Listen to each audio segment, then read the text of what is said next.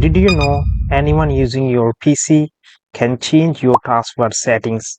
Let me show you a hidden Windows 11 group policy that locks your taskbar settings in under 30 seconds. Watch this. Step number 1. Close the slide.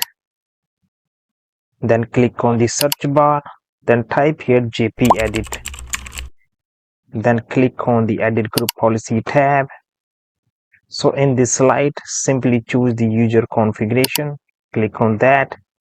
And the right hand side panel, double click on the administrative templates.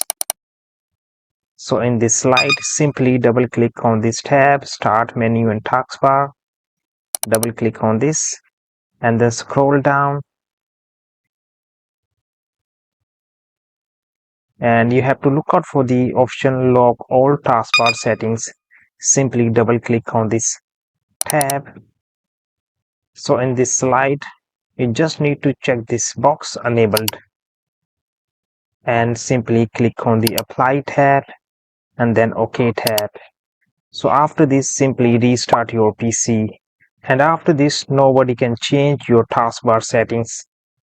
But be it, if this tutorial helps you, do not forget to like, comment, share and follow my channel. Thanks for watching.